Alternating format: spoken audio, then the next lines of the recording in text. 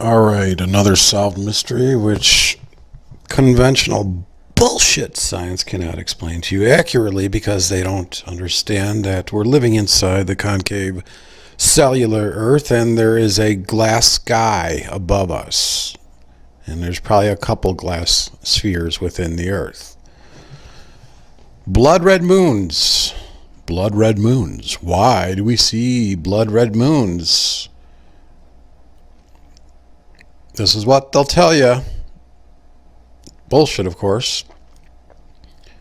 They're going to tell you that the atmosphere alone, just the air in the atmosphere and the decreasing density of the atmosphere as you get up, or whatever they say here, is going to cause the redness that we see on a blood red lunar eclipse moon, which is bullshit.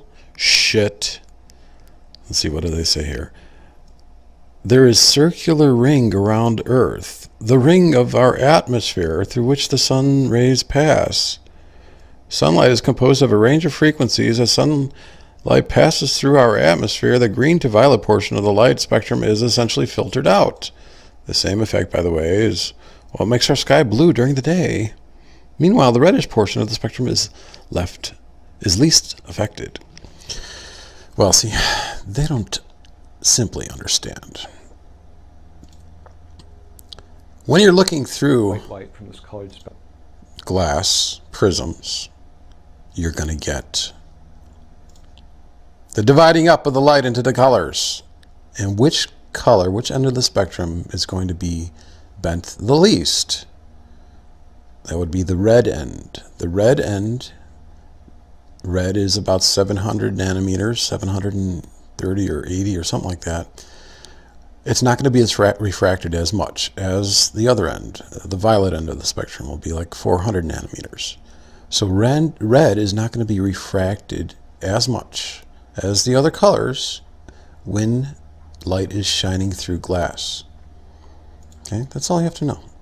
So I go into Illustrator here, and I kind of revise my propagation of light in the Earth diagram, where I have the sunlight on the top, emanating around like that. We have this apple zone area of illumination, and it creates, on the other side, a convergence, the Gegenschein, the anti-solar illumination. I call it the darkness funnel, where it leaves a void, a funnel-shaped void area, which is circular when looked at it straight on. So we have this moon right here, all right? And it's passing through that area during the equinoxes when it's not above or below that funnel.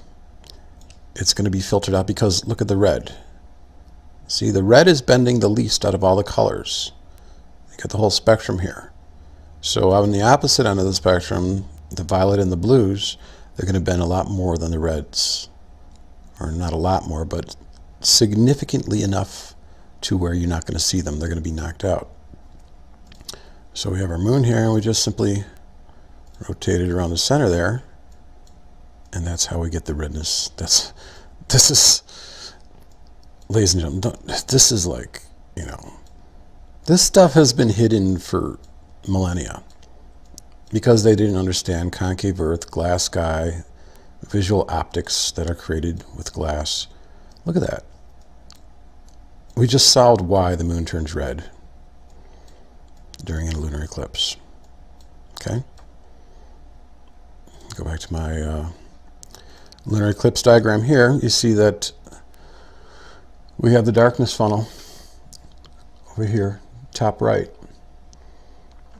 So when it's going through, let's see, this is 2015, around April, I think it was April 3rd. The moon is going to simply pass through that funnel and get eclipsed. Now, obviously, I'm not showing the color separations here, but you understand. The red is not bending as much. So that's what we see. I mean, that's the only color that we see during a blood red moon. Because it's not... That wasn't Mark Sargent, by the way.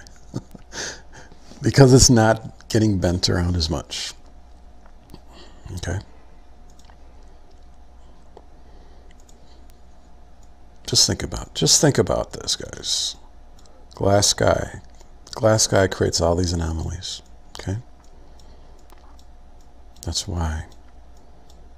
That's the main, that's the reason why. There's no other reason. I mean, come on, think about it. If you're going to accept their bullshit answer, the top of a convex ball Earth atmosphere, well, it's just look at balloon footage, you know? When they go up high, do we see red at the top of the atmosphere? You see red here? Even though it's looking through with a fisheye lens, that's inverting. Actually, that's a good one because it's showing concavity, but you don't see any red at the top of the atmosphere. Are you kidding me?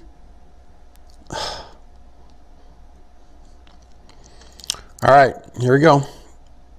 Last video, I showed you why comets are happening because there's a glass sky. In this video, I'm showing you why there's a blood red moon because there's a glass sky and red bends the least.